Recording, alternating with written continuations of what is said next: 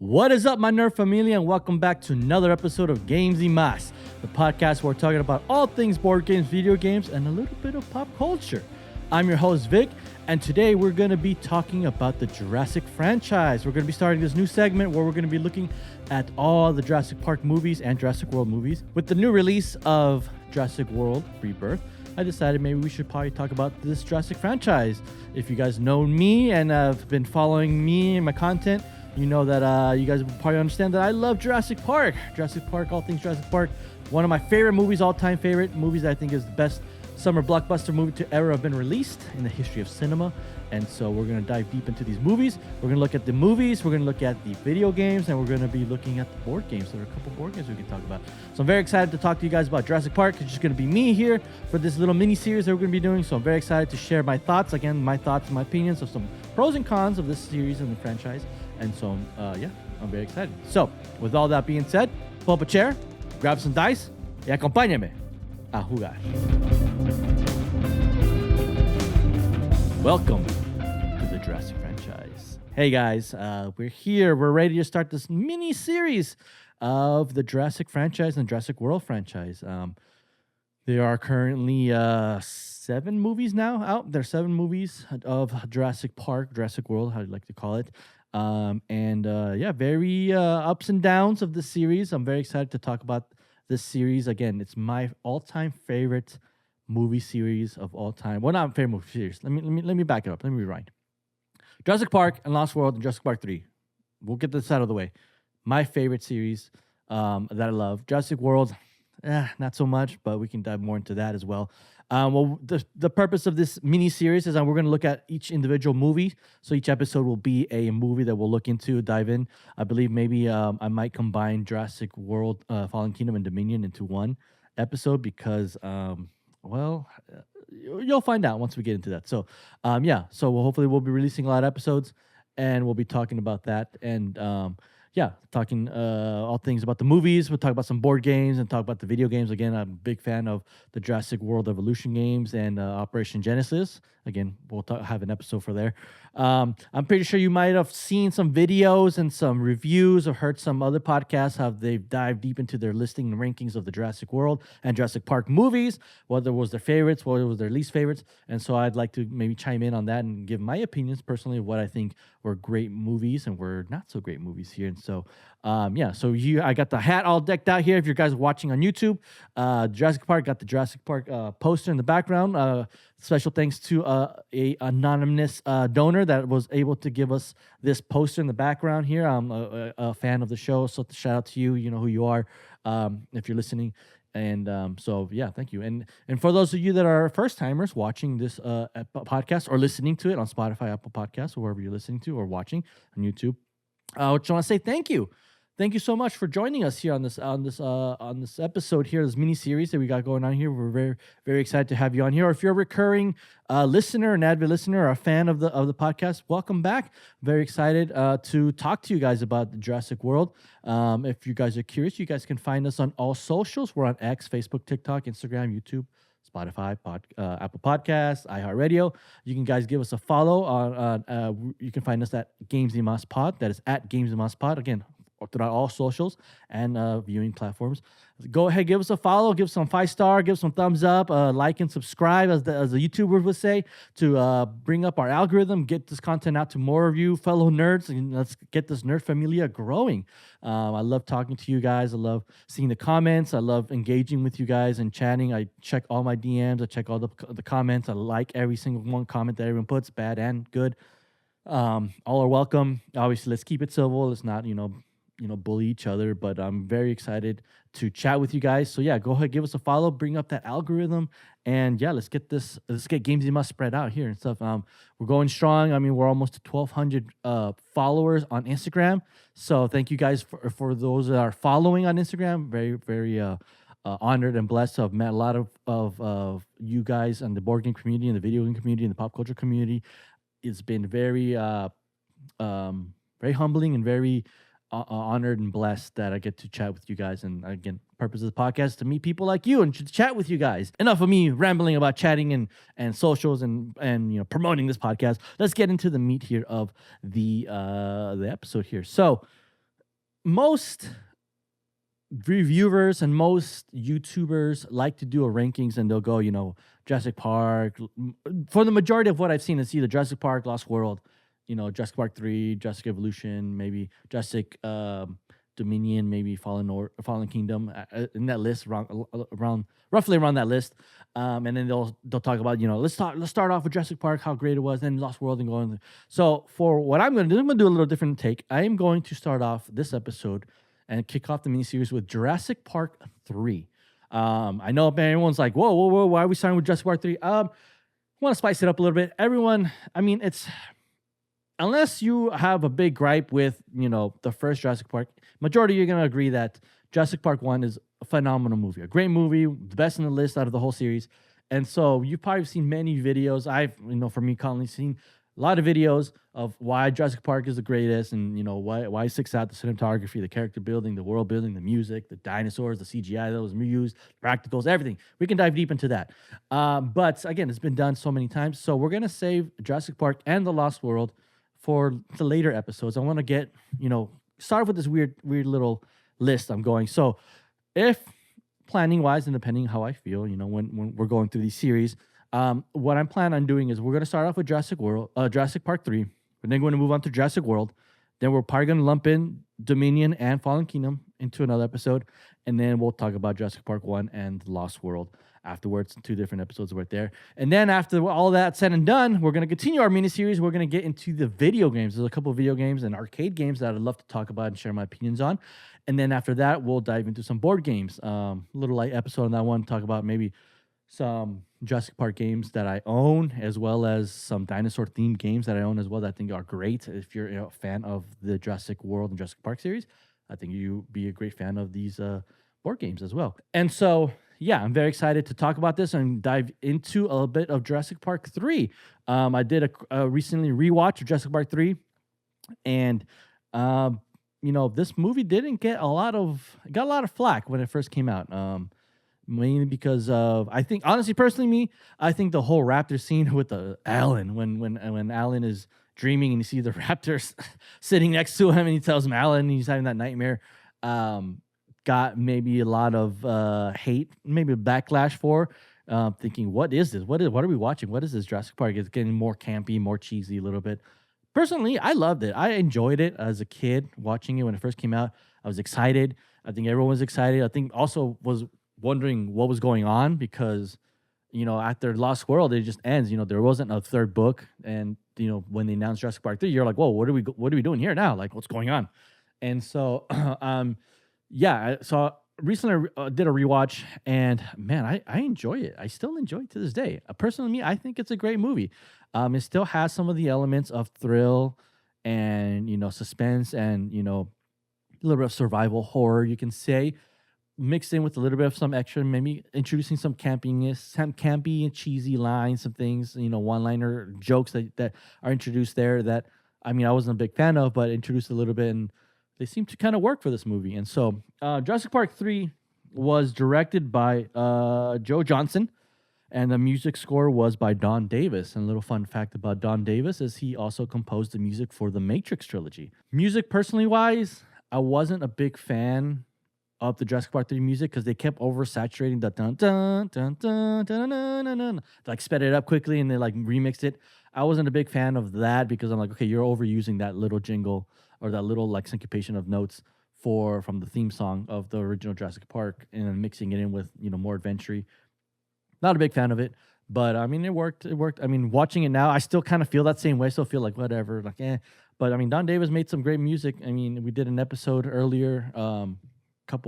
And it was a while ago actually, now that I'm thinking about it, with our friend Sam. We talked about music composing, music sound scores, and I put Matrix as one of my favorites sound scores in film. I really enjoyed the Matrix, and geez, I'll relive this embarrassing moment, but I forgot to include the Lord of the Rings soundtrack as one of my top favorites. It is, so don't crucify me, but it is one of my favorites. I just literally spaced out on that, and Sam didn't he still to this day still reminds me of how I messed up on that. So yeah, I was ashamed about that.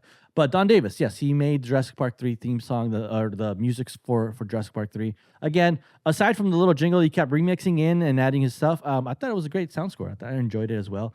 But let's get into the movie here. We have the return of Dr. Alan Grant, played by Sam Neill, and I thought that was pretty cool. And I think what I enjoyed was that he played that whole still clinging on to the past of dinosaurs, digging up dinosaurs while also getting on with the new technology, new things. And shout out to Jurassic Park 3 because I noticed there's a scene with him and Billy where Billy's showing him the creation of the new like the raptor. I call it the raptor flute, but it's like the little like resonation 3D printout of the what he can recreate the sounds of raptors.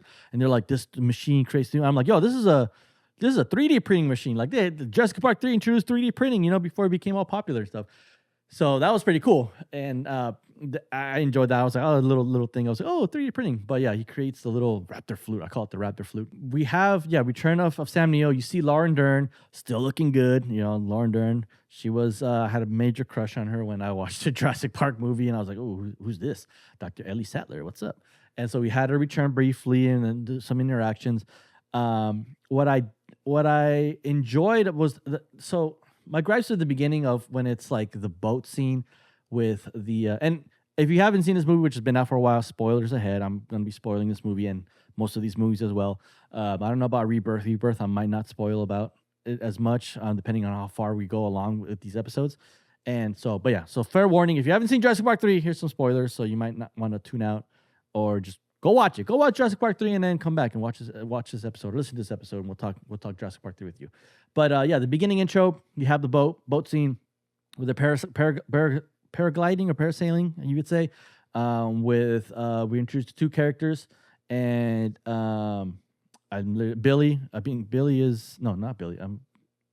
Eric. I think Eric's the kid's name, and then I forgot the adult's name.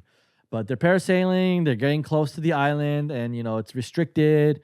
And you have the theme song playing, dun dun dun dun, and the parasailing, and all of a sudden clouds form, and then the people running the boat are gone. They're mysteriously gone, and they're freaking out because they're gonna crash into the waves. Which me personally, I never understood because like, okay, if the boat crashes, you guys are high up in the air. Why are you guys freaking out about trying to like loosen up? Like if it crashes, you still like in the air sailing. So I don't know, maybe I don't know physics or what's going on, but I figured when I was rewatching, I'm like relax, like just unhook, and if you crash, you're not gonna immediately crash and fall into the ocean. Like you guys will still have that air to like slowly fall down.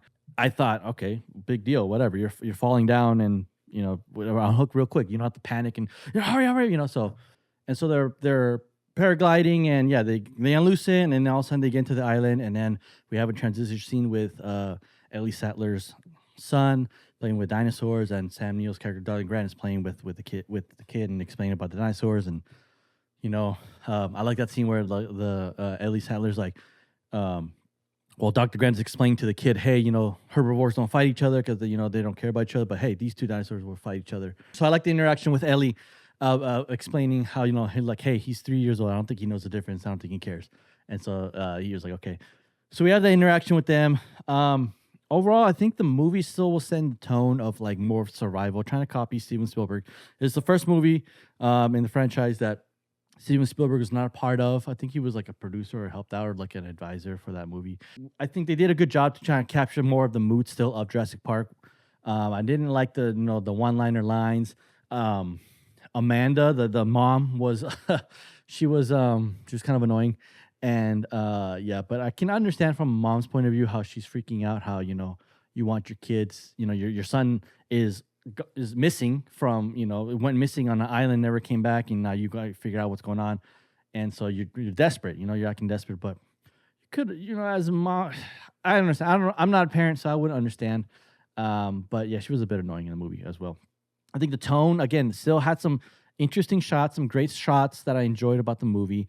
They still use practicals, they still use animatronics mixed in with CGI, which I thought was great because again, a lot of these movies, especially with the Jurassic World movies, they're going more CGI, more bigger, more trying to make it more as realistic as possible. But like I enjoyed the whole animatronics. I mean, I may be old fashioned, but like I enjoyed those animatronics. Getting those animatronic shots, I think it's it's more, I don't know, it brings in more of the world immersiveness. Because CGI, you can tell it's CGI. You can't really get it to look as real as you can. You can always tell it's CGI, but if it's like animatronic, yes, we know it's fake. We know it's a robot, but still the fact that it's like they're touching it and seeing it, I thought it was great, and so um, yeah, I think Jurassic Park 3 got a lot of flack when it first came out, because of like how it introduced the one cheesy liners. It wasn't as horror themed, scary themed. It was more action adventure.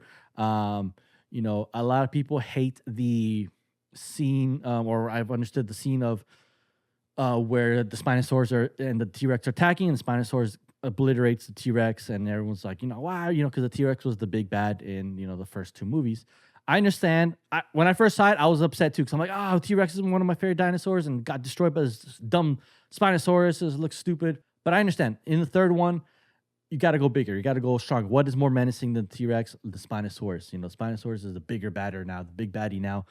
And so I kind of understand when I did a rewatch. I was like, okay, it makes sense. I can understand. I can get down with this T Rex, the Spinosaurus being the next bad thing that everyone's afraid of. And so I enjoyed that scene. The fight scene was great. I wish that we had more of the fight scene. I think it was a bit short-lived, but I thought it was great. A good mixture between animatronic and CGI. They went back and forth. I think they did a good job with that. I think the pacing was okay. It kept moving along, kept moving the thing along. I think it still had the notion of character building. We got to understand more of these characters. We understood the struggle with Dr. Grant, being back on this island. He's getting PTSD again of being from the first Jurassic Park. And, we have Billy here who's excited, he never got to go and see dinosaurs in real life. Now he's getting to see dinosaurs. And, we have this family with what I forgot his name. I think his name is Paul, or is Amanda and Paul. I begin the name wrong, but see how their dynamic was, how they're divorced, but they come together to look for their son together. The mercenaries, even one of the mercenaries, the main mercenary, not Cooper or Nash, but the other one, Mr. Pendansky or Pendansky or something like that. These names I'm forgetting these names, but we got to get more of a build from that for these characters. I don't think the new Jurassic World, in my opinion, doesn't do that well.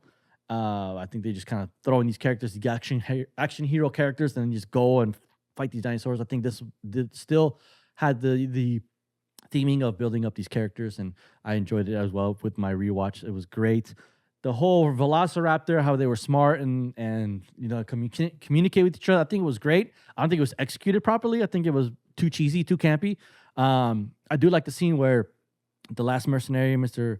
Udansky or whatever his name was they set a trap for him, to try to see if they save him. The raptors come. When the raptors killed him, I was like, no, I was getting a feel for him. And I think the first trilogy, the Jurassic Park trilogy, does a great job where you see these characters, and when they die, you're like, no, you get like so upset.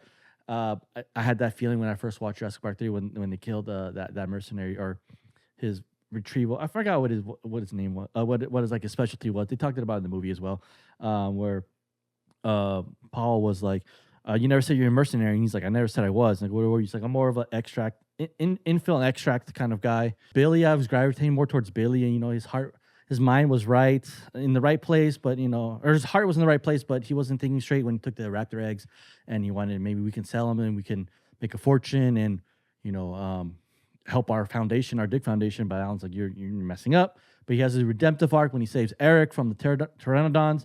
And I thought that whole pteranodon scene was great. I thought it was phenomenal. I enjoyed it because especially when it had the scene where they're crossing the bridge one at a time. And then you have that scene where like Eric is crossing, but then you see that figure coming across from him and then reveals it's pteranodon, and they start freaking out and start running.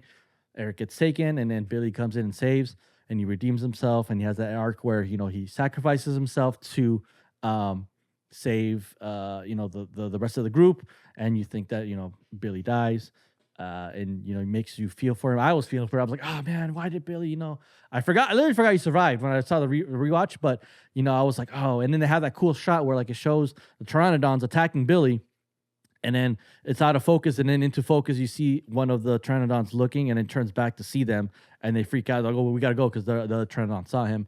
And so that one was that scene. I was like, that was a great shot. I think it was a phenomenal shot to like show the intense fear.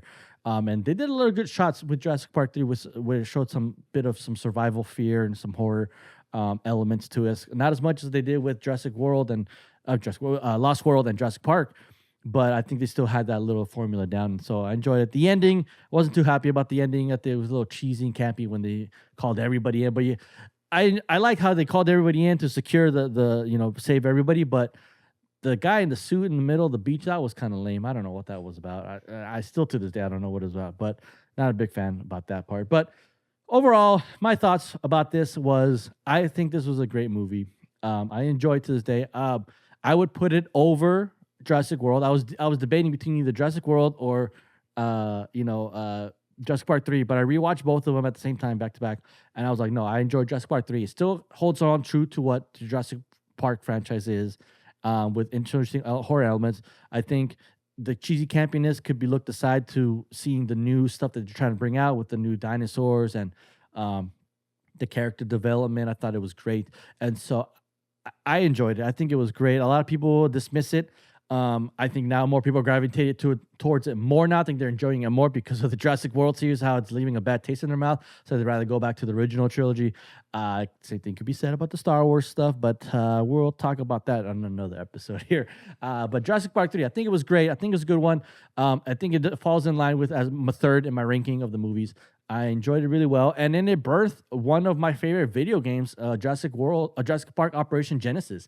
I thought that was like before Jurassic World Evolution came out, before Jurassic Evolution could run, Jurassic Operation Genesis walked first. And it's true because Jurassic Park Operation Genesis is just like Evolution, but, older. And it was more centered around Jurassic Park 3, like dinosaurs. But I thought that game, I played the crap out of the game. I loved that game. That game was so much fun. And so Jurassic Park 3. Really enjoyed it. Very curious to know about your thoughts about this movie. Do you think it was a great movie? Do you think it still holds up to it? Like, it's one of their cheesier movies. I'd rather prefer Jurassic World over Jurassic Park 3. Very curious to know. Let us know in the comments below what you think.